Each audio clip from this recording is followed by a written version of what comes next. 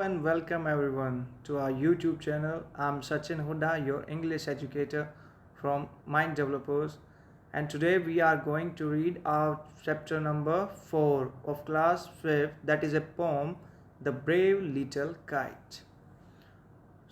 ये कहानी है एक छोटे बहादुर पतंग की.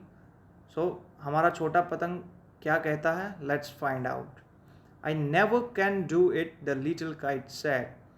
छोटा पतंग कहता है कि मैं ये कभी नहीं कर सकता, मैं ये कभी नहीं कर सकता. As he looked at the others high over his head, जैसे ही वो अपने ऊपर, अपने सर के ऊपर ऊंचाई को देखता है, वो कहता है कि मैं ये कभी नहीं कर पाऊंगा और मैं ये कभी नहीं कर सकता.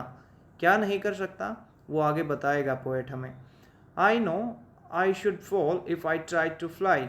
मैं जानता हूँ कि मैंने अगर कोशिश की तो मैं गिर जाऊंगा. तो वो इसका मतलब जो है उड़ने से डर रहा है. जो छोटा पतंग है वो उड़ने से डर रहा है और वो कहता है अपने ऊपर ऊंचे आसमान को देखकर कि अगर मैंने कोशिश की उड़ने की तो मैं ज़रूर गिर जाऊंगा. Try, said the big kite, only try. बड़े पतंग ने कहा कि कोशिश करो दोस्त, आप भी क्या है उड़ सकते हो, ऊंचे आसमान में उड़ सकते हो, केवल आपको क्या करना पड़ेगा, कोशिश करो. और I fear you will never will learn at all. और नहीं तो फिर मुझे डर है कि फिर तुम कभी भी नहीं सीख पाओगे. अगर तुमने आज कोशिश नहीं की तो तुम फिर कभी भी सीख नहीं पाओगे. But the little kite said, I'm afraid I will fall. लेकिन छोटा पतंग क्या कहता है कि मुझे डर लगता है, I will fall, कि मैं गिर जाऊंगा. The big kite nodded, well goodbye. तब बड़ा पतंग कहता है, ठीक है फिर, अच्छा तो मैं चलता हूँ, well goodbye. Nodded का मतलब होता है move your head up and down, हाँ में सर हिलाना. वो कहता है ठीक है, okay, I am going, good by two you. I am of का मतलब है मैं उड़ रहा हूँ. आई एम ऑफ, मैं उड़ रहा हूँ. And he rose towards the tranquil sky. और वो कहाँ उड़ गया? वो शांत आसमान में. ट्रैंक्विल का मतलब होता है शांत, काम एंड पीस. वो शांत आसमान की तरफ जो है उड़ गया. Then the little kites paper stayed at the sight. Stayed होता है धीरे से हिलना, मूव स्लाइटली. वो धीरे धीरे, फिर जो छोटे पतंग का जो पेपर था, यानी कि वो जिस मटेरियल से बना हुआ था, वो क्या कर रहा था, धीरे धीरे करके हिल रहा था. And trembling he shook himself free for flight. Trembling होता है कांपना. और फिर छोटे पतंग ने कांपते हुए अपने आप को क्या कर दिया, फ्री कर दिया उड़ने के लिए. यानी कि वो उड़ने के लिए रेडी हो रहा था और उसने अपने डर पर थोड़ा सा काबू किया और कांपते हुए जो है खुद को फ्री छोड़ दिया और उड़ने के लिए रेडी हो गया. First whirling and frighten. पहले वो क्या हुआ, वर्लिंग होता है गोल घूमना. पहले वो गोल घूमा एंड फ्राइटन, और वो डर गया. Then brewer grown. ब्रेवर होता है हिम्मत, ग्रोन होता है बढ़ना. और उसके बाद उसके अंदर जो है हिम्मत बढ़ी.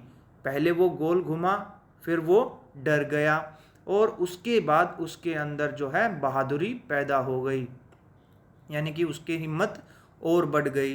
Up he rose through the air alone. और वो हवा के साथ अकेला क्या करता रहा, अप, यानी कि धीरे धीरे जो है वो ऊपर उठता गया. Till the big kite looking down could see the little one rising steadily.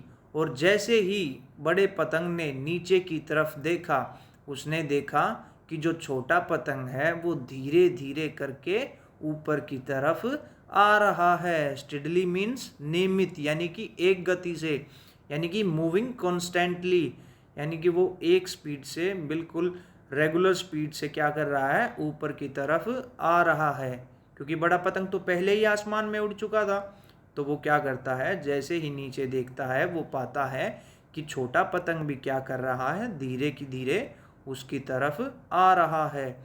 Then how the little kite thrilled with pride. Thrilled होता है एक्साइटेड, उत्साहित होना, और फिर छोटे पतंग जो है बहुत एक्साइटेड हो गया गर्व के साथ। क्यों वो एक्साइटेड हो गया? क्योंकि वो भी क्या है, धीरे धीरे ऊपर उड़ रहा था। As he sailed with the big kite side by side, क्योंकि वो भी अब क्या कर रहा था, बड़े पतंग के साथ साथ जो है उड़ रहा था।